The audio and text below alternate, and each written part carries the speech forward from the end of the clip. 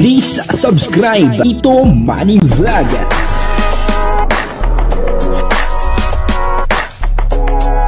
Payagan po si Tito Manny Vlog na mag-reactor para pambiling gamot sa kanya pong karamdaman. Wala man siyang records ng ng away. Medyo madilim po kasi wala pa pong kuryente hanggang sa ngayon. At ang gamit po natin ay solar. 1 week na, magwa 1 week na walang kuryente po dito sa amin. At sana ay bukas ay meron na pong kuryente. Hari nawa, ay meron na kuryente. Pero internet ay meron na, kaya lang siyempre wala naman pong kuryente. Hindi rin po natin magagamit yung internet pag walang kuryente. Power bank ang ginagamit namin, kaya lang siyempre madali din pong maubos. Kaya tsaga-tsaga lang muna. Ganun talaga. Minsan ay pinagdaraanan natin yung mga ganitong bagay na dahil sa kalamidad, kailangan magtiis. Buti na lang at ganito lang ang nangyari. Mas mahirap kung yung talagang nagrabe na may mga nasawi. Buti na lang dito sa amin, wala naman pong nasawi doon sa bagyo. Kumbaga naputo lang yung mga wire. At may mga bubong na nasira, ganun lang, pero yung mga nasawi, wala naman po. Kaya ngayon po ay magbibigyan po tayo ng konting reaction dito po sa Mikris, na si Krista ay umamin na, parang umamin na po si Krista na talagang crush niya itong si Kalingap Mikoy. Kaya lang itong si Kalingap Mikoy ay merong hindi inaamin. Napilit pinapaamin din ni Krista, medyo unfair naman. Kasi si Krista ay umamin na Pero si Kalingap Mikoy ay parang ayaw niyang pag-usapan yon. Papanoorin po natin yung video at alamin po natin kung ano po yung aking tinutukoy doon sa aking mga sinasabi. Pero bago po yan, siyempre ako muna bumabati sa inyong lahat ng magandang umaga, magandang tanghali at magandang gabi sa inyong lahat mga kapatid, kung saan man kayo ng panig ng mundo naroon ngayon. Ay mag-iingat kayo palagi at pagpalain kayo ng ating Panginoon. Maraming salamat din po sa patuloy na tumatangkilik sa aking YouTube channel at nanonood sa aking video reaction. Patuloy lang po natin suportahan sila Kuya Bal Santos Matubang, Kalingap Rab, Ate Edna Vlog, Jack Tapia at yung mga kasamahan ko pong reactor sa Kalingap. Ganun din po yung mga charity vlogger na Kalingap partner. Ito po yung video na kung saan si Krista ay umamin na. Pero si Kalingap Mikoy ay merong hindi inaamin. At inaabangan din ng lahat yung pag-amin ni Kalingap Mikoy. Ito po yung video at alamin po natin kung ano po yung hindi inaamin ni Kalingap Mikoy. Ang kabuuan po ng video ito yung mapanood po natin sa YouTube channel ni Kalingap Rab. Ayaw mo talaga umamin. Ulitin ko. Ano umamin ba? Ulitin ko talaga. Hindi. Tulod ulit ako. Tapos, bolo ko. Tapos na, inawat na kita. Tapos pag umulit ka pa, bolo ka na. Kaya mo na yan. Bakit? Ay, nako, CJ. Dali na kasi. Aminin mo na, na-crush mo ako kasi. Yung ginawa mo, bumaba ka, hindi mo ako natiis. Diba? Ibig sabihin lang kasi nun, may puwang ako dyan sa heart mo. Wala nga, ano lang nga. Aminin mo na talaga. Bakit? Masama bang magkaroon ka? Sabi ko sa inyo, amin part 20. Tumba ka. Wala, masaya lang ako. Ano ka? Ha? Ano? Kasi. Ano? Tumba ano? Wala na, tahimik ko na. Wala na tuloy ako masabi. Ang saya-sayo mo talaga. Ito naman. Dito talaga.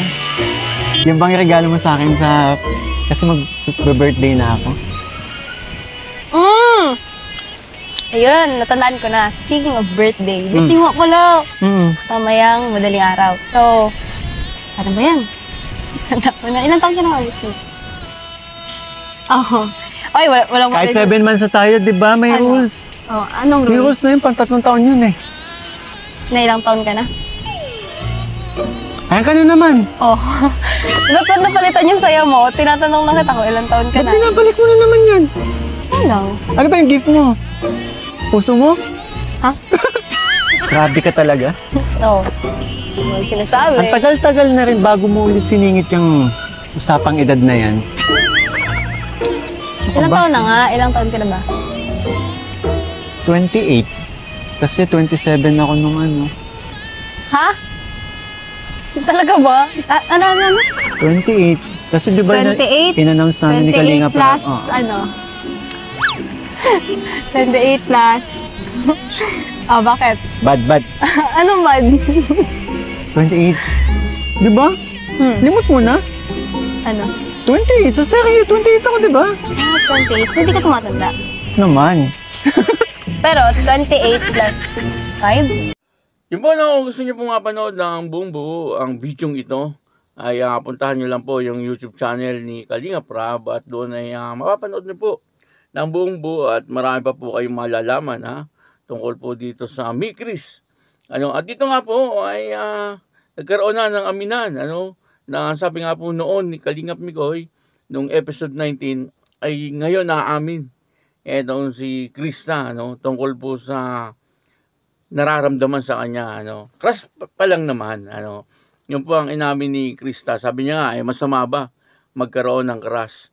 Yung crush po ay paghanga lang yun. Kumbaga ay wala pa namang pag-ibig or pagmamahal. Kapag ka-crush, yun ay isang paghanga lang, Kahit naman sino ay pwedeng magkaroon ng crush, at paghanga sa isang tao. Pero si Kalingap Mikoy ay merong hindi inaamin, yung kanyang edad. Talagang ayaw aminin ni Kalingap Mikoy kung ilang taon na po siya, At dito nga po ay pinipilit siya ni Krista, pero talagang hindi po sinabi ni Kalingap Mikoy kung ilang taon na po siya. Sa tingin ko naman, kahit naman po aminin ni Kalingap Mikoy kung ilang taon na po siya, ay wala naman pong mawawala. Kasi edad lang naman po yun. Pero ang itsura niya ay batang-batang tingnan. Halos pag titingnan mo po silang dalawa ni Krista, ay parang halos magkasing edad lang po sila. Parang gano'n sa aking opinion or sa aking pananaw at nakikita. Ay parang gano'n, na parang silang dalawa ay yung kanilang itsura, kung titingnan ay parang hindi magkalayo ang edad. Bagamat, siyempre, medyo malayo yung edad ni Kalingap Mikoy dito kay Krista, na hindi naman talaga inaamin ni Kalingap Mikoy. Yun ang thumbnail po natin na hindi po inaamin ni Kalingap Mikoy. Yung pong kanyang edad. Pero lahat naman ay sinasabi naman ni Kalingap Mikoy kung ano po yung mga nangyayari sa kanya, kung ano po yung nararamdaman niya kay Krista. Kumbaga ay talagang wala po siyang nililihim kay Krista, maliban lang doon sa kanyang edad. At maaaring sa likod po ng camera ay sinabi na rin po ni Kalingap Mikoy kung ilang taon na po siya. Pero wala naman pong problema kahit hindi aminin ni Kalingap Mikoy. Hindi naman po importante sa isang tao yung edad. Importante siyempre sa isang tao ay yung ugali, at siyempre yung pinapakita niyang pagmamahal at pagmamalasakit dito kay Krista, kasi yung edad edad lang yon, pero yung makikita naman po natin yung itsura ni Kalingap Mikoy batang-bata pa tingnan. Kaya yun, maraming salamat po sa inyong lahat. At ako po si Tito Manny Vlog na nagsasabing God bless you all. Diyos mabalos.